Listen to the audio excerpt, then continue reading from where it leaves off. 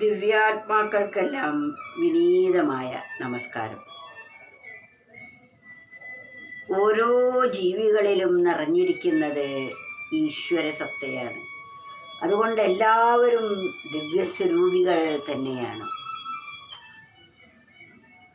അതിനാൽ നമ്മുടെ ജന്മത്തെ സഫലമാക്കി തീർക്കാനാണ് നാം ഓരോ സെക്കൻഡും വിനിയോഗിക്കേണ്ടത്. ആയുസ് നമുക്ക് വളരെ തുച്ഛമാണ്. എന്നാൽ ആ കിട്ടിയ ആയുസ് ഏറ്റവും ശ്രേഷ്ഠമായ വിധത്തിൽ വിനിയോഗിക്കാനുള്ള ബോധം കൂടി നമുക്ക് തന്നിരിക്കുന്നു. ആ തന്ന ബുദ്ധിയെ വേണ്ട മാതിരി വിനിയോഗിക്കാൻ നാം അറിഞ്ഞിരിക്കണം. അതിനാണ് വിവേകം നമുക്ക് വേണ്ടത്. ആ വിവേകമുണ്ടാകാൻ നാം എന്തു ചെയ്യണം?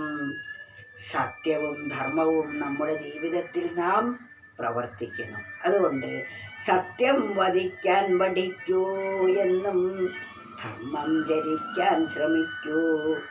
സത്യത്തോടാഭിമുഖ്യം വരും ബുദ്ധിക്ക് ധർമ്മം വിളക്കായി ഭവിക്കും. എത്ര പച്ചപരമാർത്ഥമാണ് നമുക്ക് വിളിച്ചു തരുന്നത്. അതും വളരെ ലളിതമായ രീതിയിൽ. സത്യം വധിക്കാൻ പഠിക്കൂ. എന്തു തന്നെ വന്നാലും സത്യം പറയാൻ പഠിക്കൂ. വാക്കുകൾ വളരെ കുറച്ചു മാത്രം പ്രയോഗിച്ചാൽ മതി സത്യം വധിക്കാൻ.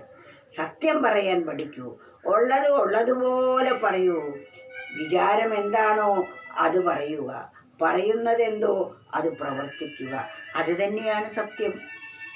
അതുകൊണ്ട് നാം പറയുമ്പോൾ വളരെ ശ്രദ്ധിച്ചു വേണം. നാം പറയുന്നവ പ്രവർത്തിക്കാൻ പറ്റുന്നതാവണം. അതുപോലെ നമ്മുടെ ഉള്ളിൽ ചിന്തകളാണ് വാക്കുകളായി വരുന്നത്. ആ ചിന്തകൾ വരുമ്പോൾ അതാരും അറിയുകയില്ല. എൻ്റെ ചിന്തകൾ എനിക്ക് മാത്രമേ അറിയുകയുള്ളൂ. അതിനാൽ ചിന്തകൾ പറയാൻ പറ്റുന്നതാണോ എന്ന് നാം ഒന്ന് ആലോചിച്ച് നോക്കണം. പറയാൻ പറ്റുന്നതാണെങ്കിൽ മാത്രമേ ആ ചിന്തകളെ വാക്കിലൂടെ ഒഴുകാൻ അനുവദിക്കാവൂ. ഇതാണ് സത്യം. ഈ സത്യം നമ്മൾ ജീവിതത്തിൽ എന്ത് ക്ലേശം സഹിക്കേണ്ടി വന്നാലും സത്യം പറയാൻ നാം പഠിച്ചിരിക്കണം. എന്നാൽ സത്യസന്ധനായ ഒരാളെ എല്ലാവരും ഇഷ്ടപ്പെടും.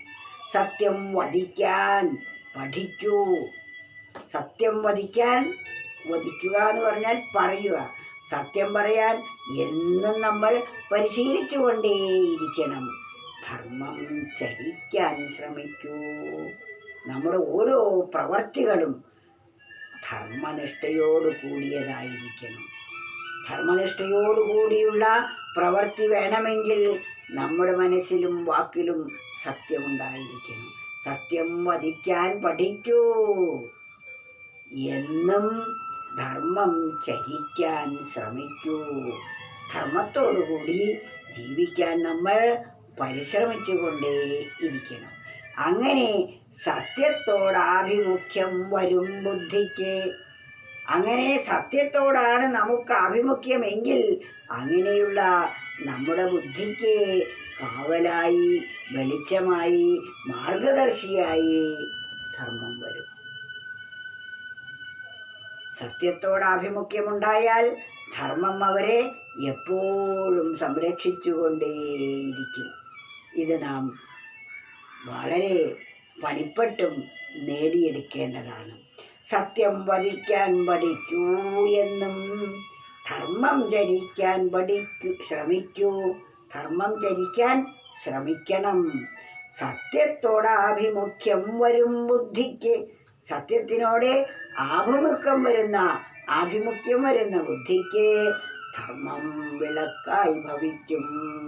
അവർക്ക് വെളിച്ചമായിട്ട് ധർമ്മം വരുന്നതാണ്.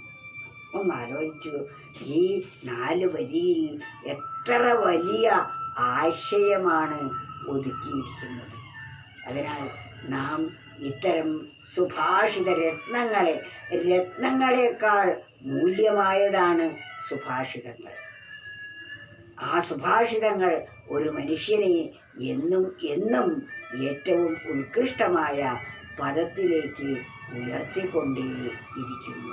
അതിനാൽ സത്യവും ധർമ്മവുമാണ് ശ്രീരാമൻ നയിച്ചിരുന്നത്. രാമോ വിഗ്രഹവാൻ ധർമ്മ, ശ്രീരാമനെ സത്യത്തിൻ്റെയും ധർമ്മത്തിൻ്റെയും മൂർത്തിയായിട്ടാണ് കാണുന്നത്. സത്യവും ധർമ്മവുമാകുന്ന ജീവിതമാകുന്ന നദിയുടെ ഇരു കരകളാണ് സത്യവും ധർമ്മവും. സത്യവും ധർമ്മവുമാകുന്ന ബലിഷ്ഠമായ ഇരു കരകളിൽ കൂടി ഒഴുകുന്ന ജീവിതമാകുന്ന നദി മോക്ഷമാകുന്ന സമുദ്രത്തിൽ മാത്രമേ എത്തുകയുള്ളൂ. അതിനാൽ സത്യവും ധർമ്മവും നമ്മുടെ ജീവിതത്തിൽ എപ്പോഴും നിലനിർത്താൻ നാം പരിശ്രമിച്ചുകൊണ്ടേയിരിക്കണം.